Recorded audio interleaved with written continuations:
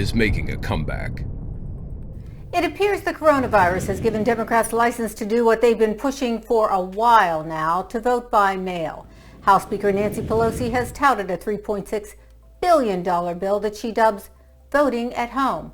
What could possibly be the problem here? Well, a lot. If your voter rolls include dead people, those born in 1823, and multiple ballots going to the very same person. Liberty Nation's chief political correspondent Graham J. Noble joins us to unpack this potential can of worms. Welcome to Truth TV, Graham. Hi, Lisa. So in a nutshell, what is Pelosi proposing here? Well, what they're working on is basically something they like to call vote at home, which sounds very cozy and safe for everybody, I guess. It's essentially mail-in voting, whereby what happens is a few weeks before an election, people get their ballots mailed to them. And then, of course, the idea is that they simply, take them out of the envelope and mark their choices and put them back in the included envelope and stick them back in the mail. So, what could possibly go wrong? Yeah, exactly. Well, I did an interview this week with a guy by the name of J. Christian Adams of the Public Interest Legal Foundation, and he shows egregious problems in voter rolls in 42 states. Michigan appears to have flagrant issues. They don't seem very willing to fix them. No, they're not willing to fix them because, and I think there's a variety of reasons for that. I think one is that it's an awful lot of work. That's a lot of work to do, and I think purging the voter rolls, which is something that should be done in all states and all jurisdictions, that's a major task because they've got to go through and find out who's no longer alive and who's moved, and all of that kind of stuff. That's a big task. It's a very expensive task, and also, of course, the other reason why I don't think they want to do it is, quite frankly, is I don't think they are as interested in the integrity of elections as they like to have us believe.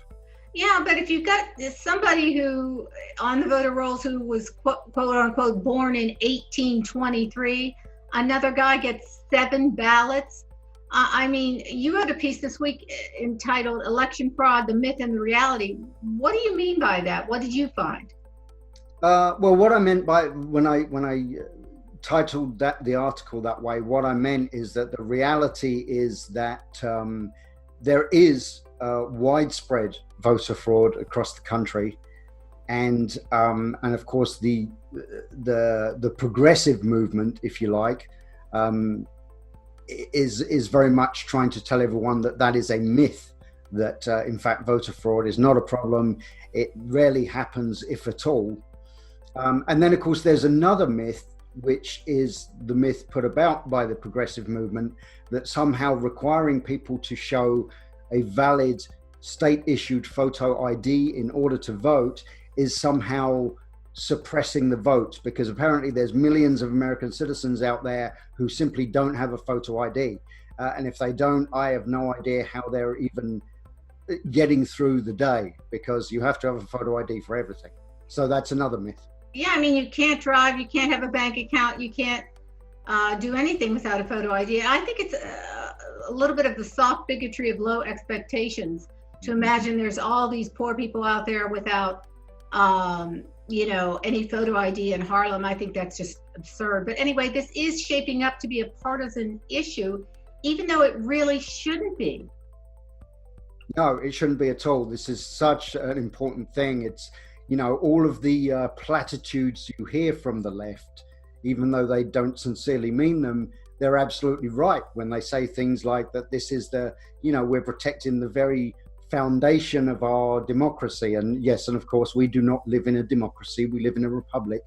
But nevertheless, we have a democratic system of electing our leaders, and we do need to protect the integrity of that. We do need to make sure that every single person who is eligible to vote is able to do so, but we also need to make sure that they are voting only up until the point when they pass away, and not beyond that, and also that they're only voting one time in one precinct. Right. Now, you did an interview today. Give us a sneak preview, just a line or two of what he said and what you found out. Because if you read the media, I mean, you have to go to the third page on a Google search to find out that there could be any problems with voter fraud and vote by mail. Yes, it's actually quite incredible. Today I spoke to Jason Sneed, who is the executive director of the Honest Elections Project. And he was able to really go into detail to explain what some of the issues are. For instance, he gave a very comprehensive description of something that people are talking about these days called ballot harvesting, which is particularly insidious. And he also described what he sees and what his organization sees as the potential problems, and there are considerable problems with this whole idea of mail-in ballots. Well, this won't be the last we heard of it, but hopefully the media will be talking about this a little more. Otherwise, other than saying it's great because of the coronavirus. Yeah, that's just that's been a perfect excuse for them, as we figured that out now. That's their perfect excuse. Thanks. That's Graham J. Noble. We look forward to reading your article, Ellen's chief political correspondent. Thanks for joining us on Truth TV today, Graham. Thanks, Lisa.